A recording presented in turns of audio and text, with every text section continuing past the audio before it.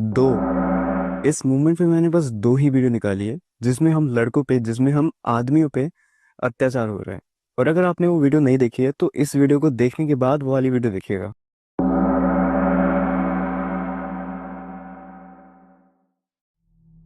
Hello guys, करने का time नहीं है, आज हम मेन बात पे आते हैं। आप लोगों ने सुना ही होगा कि बहुत लोग कहते हैं कि प्यार अंधा होता है। प्यार सिर्फ अंधा नहीं होता, प्यार बेशर्म भी होता है। आप लोगों को नीला ड्रम वाला केस तो याद ही होगा। ये आज का केस भी वैसा ही है। तो ये कहानी शुरू होती है पिछले साल 1 अक्टूबर 2024 को। उस दिन रामनवमी थी और रघुवंशी समाज का भंडारा भी था। उस दिन शादी योग्य लड़कों और लड़कियों के नाम रजिस्टर में लिख दिए जाते थे।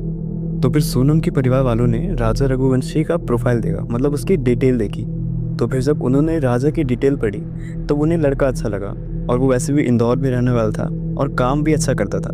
तो फिर सोनम की मम्मी ने राजा के घर में फ़ोन किया और अपनी फीलिंग बता दी। तो वो लोग राजा के घर पे रिश्ते के लिए जाते हैं और कुछ ही टाइम बाद रिश्ता पक्का हो जाता है। तो जब राजा सोनम से बात कर रहा था तो उसने एक बात नोटिस की, जैसे कि सोनम को राजा में इंटरेस्ट है ही नहीं। और हाँ, राजा सोनम के साथ मूवी देखने के लिए जाना चाहता था, बट सोनम ने उसको मना कर दिया।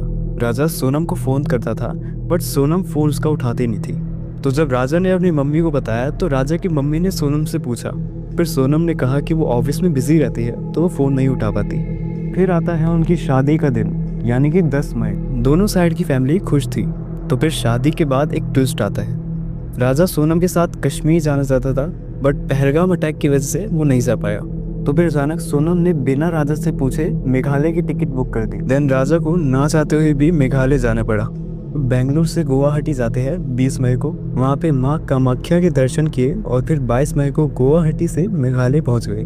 फिर शिलोंग पहुंचकर एक होम स्टे में चेक इन किया और उसी दिन स्कूटी लेकर आसपास घूमने भी गए थे। एंड देन 23 मई 2025 को सुबह के 5:30 बजे उस होटल से चेकआउट कर लिया। ये देख के होटल वाला भी हैरान हो गया कि इतनी सुबह सुबह चेकआउट कौन करता है। और फिर ये 330 किलोमीटर दूर जाते हैं एक वाटरफॉल देखने के लिए। और जिस समय वाटरफॉल के पास गए थे वहाँ पे कर्फ्यू लगा था। तो जैसे ये लोग जा रहे थे उसी समय सोनम की सास का फोन आता है। तो फिर सोनम ने कहा कि हम लोग वाटरफॉल के पास गए थे, उधर खड़ी चढ़ाई थी और हम कैफे के पास रुके थे। और इस समय दोपहर के 1:30 बज रहे थे। और उसके 1 घंटे बाद यानी करीब 2:30 बजे दोनों की फैमिली ने राजा और सोनम को फ़ोन किया, पर दोनों के ही फ़ोन स्विच ऑफ वाले थे। तो ये सब देख के दोनों के परिवार वाले डर गए। और फिर उन्होंने सोचा कि वो पहाड़ वाली जगह है और वहाँ पे तो ऐसा सब कुछ होता ही रहता है। और फिर अगले दिन यानी 24 मई उन लोगों ने दोबारा उन दोनों को फ़ोन किया, पर दोनों का फ़ोन स्विच ऑफ आया दोबारा। फिर फैमिली वालों को एक्शन में टेंशन होने लगी। फिर फैमिली वालों ने सोचा कि जो सोनम और राजा ने फोटोज़ भेजी थी उसमें वो लोग एक स्कूटी पे, एक किराए की स्कूटी पे घूम रहे थे। तो उस स्कूटी पे उस ओनर का नंबर था, तो उन्होंने सोचा कि हम उसको फ़ोन करते हैं। तो फिर जब स्कूटी वाले को फ़ोन किया तब उसने कहा कि ये दोनों मेरे पास आए थे स्कूटी लेने, बट ये दोनों अभी तक स्कूटी लेके आए नहीं है। फिर ये सुनकर दोनों की फैमिली वाले हैरान हो गए। अगले दिन उनका भाई फ्लाइट पकड़ के शिलोंग आ गया। राजा के भाई ने शिलोंग जाकर पुलिस वालों को बताया, बट पुलिस वालों ने उसको सीरियसली नहीं लिया। फिर सोनम और राजा के फैमिली वालों ने इंदौर के कमिश्नर को ये कंप्लेंट दी। बाद में इंदौर पुलिस ने मेघालय पुलिस को बात पहुंचाई और ये बात इतने आगे बढ़ गई कि मध्य प्रदेश के मुख्यमंत्री मोहन यादव जी के पास ही बात पहुंच गई। एक लोकल गाइड एल्बर्ट ने उन दोनों को 3 मर्दों के साथ देखा था। वो लोग करीब 3000 स्टेप्स चल लिए थे, ये सब एल्बर्ट ने बताया था। फिर बाद में 2 जून 2025 को राजा की बॉडी मिली। राजा की डीकम्पोज बॉडी एक डीप गॉर्ज में थी, एकदम वैली के बीचों बीच। फिर राजा को आइडेंटिफाई किया उसकी स्मार्ट वॉच से और उसके एक टैटू से जिसमें राजा लिखा था। ऑटोप्सी से रिवील हुआ कि उनके हेड पे इंजरी थी, जैसे कि कोई वेपन से या फिर एक्स से उनके ऊपर बहुत तेजी से हमला किया हो। वहाँ पे एक ब्लैक रेनकोट भी मिला, एक वुमेन की व्हाइट शर्ट भी थी जो ऑफ कोर्स सोनम की थी। और फिर 8 जून को सोनम यूपी में पाई जाती है। देन पाने के बाद वो बोलती है कि उसको ड्रग किया गया था ताकि मामला लगे कि उसको कुछ पता ही नहीं है। और इसी बीच एक ऑडियो बहुत वायरल हो रहा था जिसमें सोनम अपनी मम्मी से बात कर रही होती है। पहले आप सुन लीजिए।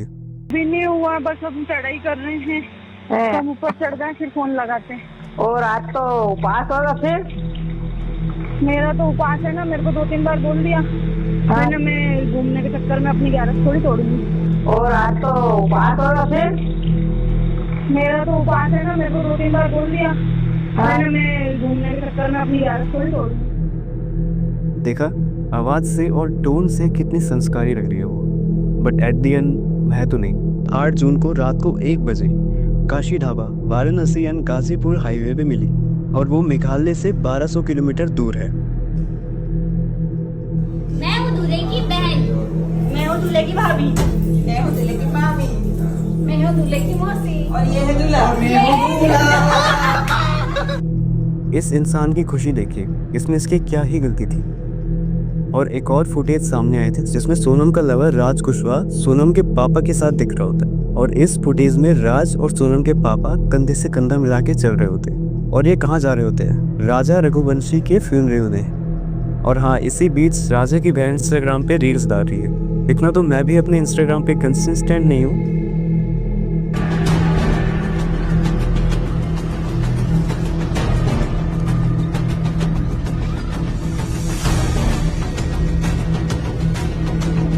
तो भी लोग ये बोल रहे हैं कि मेरे भाई की मौत को फॉलोवर्स और व्यूज में बढ़ा रही हूँ, तो ऐसा कुछ भी नहीं है।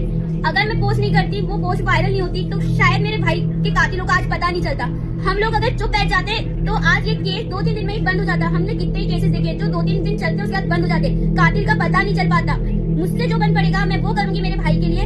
जिससे लड़ना होगा, केंद्र सरकार, मेघालय सरकार, जहाँ तक जाना होगा मेरी आवाज में वहां तक पहुंचाऊंगी।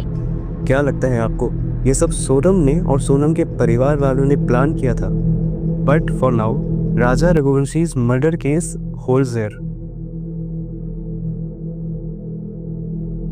Important for you and you should know, Shamli Uttar Pradesh 30 दिसंबर 2023 को पत्नी ने पति को मार दिया क्योंकि पत्नी का अफेयर चल रहा था। वडोदरा गुजरात 12 to 15 अगस्त 2024 को फातिमा ने हमजा को मार दिया क्योंकि फातिमा का अफेयर चल रहा था। कोटा राजस्थान 9 जून 2024 को ममता ने राजेंद्र को मार दिया क्योंकि ममता का किसी और के साथ अफेयर चल रहा था। छत्तीसगढ़ 30 मई 2024 को देविका ने अपने पति को मार दिया क्योंकि देविका का किसी और के साथ अफेयर चल रहा था। मैं आशा करता हूँ कि मैं ऐसे ही वीडियो बनाता रहूँ जिसमें हम लड़कों के साथ गलत हो रहा है।